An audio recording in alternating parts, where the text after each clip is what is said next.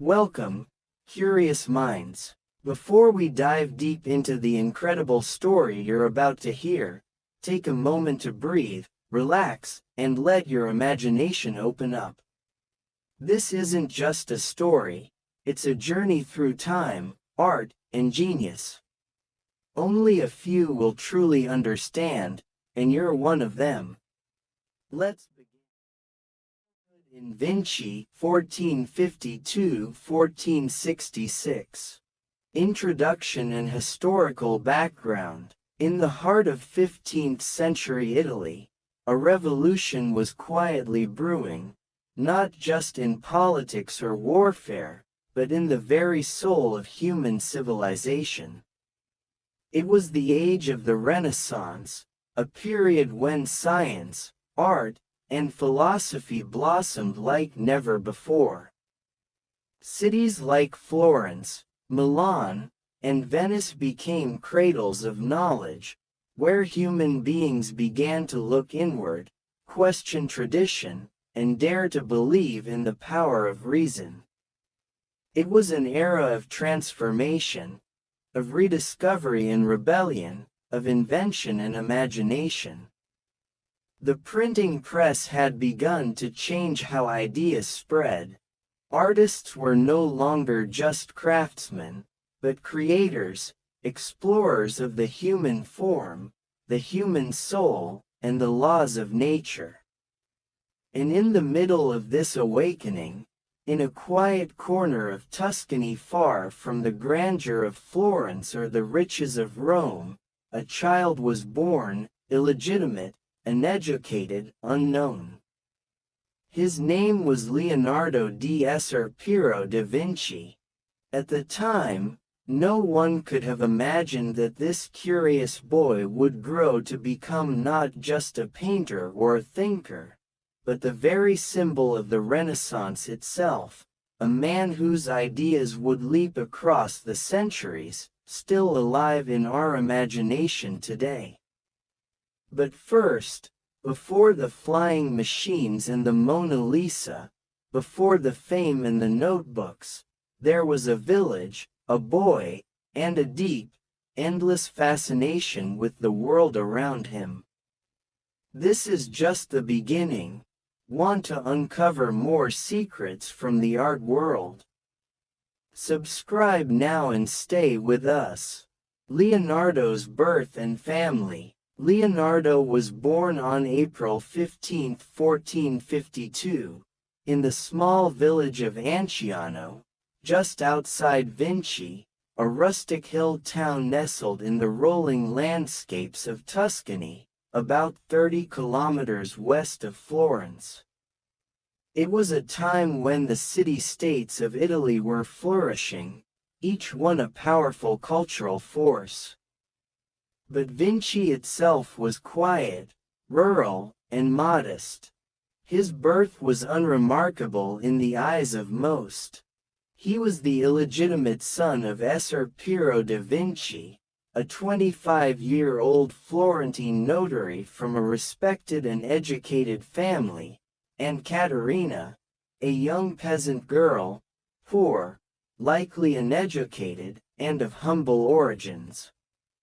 Little is known about her life, but what is clear is this: she was not married to Ser Piero, and so Leonardo was born outside the bonds of wedlock. In 15th century Italy, illegitimacy was a serious social disadvantage. It meant being excluded from certain schools, trades, and professions, especially in the legal or academic fields. Illegitimate children couldn't inherit property or family titles unless legally recognized. But there were exceptions. In many cases, especially in Tuscany, illegitimate sons of powerful men were often acknowledged, housed, and even given training in the arts or business. Ser Piero did not marry Caterina, but he did take some responsibility for Leonardo's early life. Within a year of Leonardo's birth, he married another woman, Albiera di Giovanni Amadori, from a wealthy family. She was still a teenager and childless. Leonardo was likely brought to live with them shortly after birth, or by the time he was around 4 or 5 years old. Despite being illegitimate, Leonardo's paternal family was influential and provided him with a home, stability, and early encouragement, though not a traditional education. As for Caterina, she later married Antonio di Piero del Vaca, a local worker, sometimes referred to as a kiln worker or laborer. She went on to have several children, giving Leonardo a number of half-siblings. Throughout his life, Leonardo remained connected to both families, but he never fully belonged to either. He was always an observer, inside and outside at once. Life in the village of Vinci. Life in the village of Vinci. The village of Vinci in the mid-15th century was a place where time moved slowly. It sat atop a hill, surrounded by olive groves, vineyards, and forests, with distant views of the Apennine Mountains. Life in Vinci was governed by the seasons, agriculture, and the rhythms of the natural world. There were no universities, no libraries, and no great palaces. Yet for a child like Leonardo, this world was full of wonder. Streams carved paths through the earth. Birds traced circles in the sky. The light shifted with the hour, painting the hills in gold, blue, and shadow. It was a place of quiet magic, and it left a deep impression on him. Leonardo roamed freely, often alone.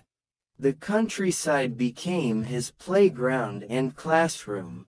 He studied how water flowed over rocks, how insects nested beneath leaves, and how the shapes of clouds changed with the wind. He was drawn to everything that moved, glowed, crept, or transformed. Where other children might see mud or branches, Leonardo saw patterns, systems, mysteries to unravel. He had access to paper and drawing materials, likely through his father's household. And he used them constantly. Long before formal training, he was already filling scraps of parchment with sketches of animals, plants, landscapes, and imagined inventions. His drawings were not just beautiful, they were attempts to understand.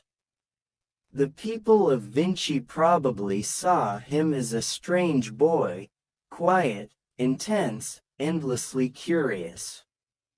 He didn't fit in easily with the other children, but in the solitude of nature, he found a kind of harmony.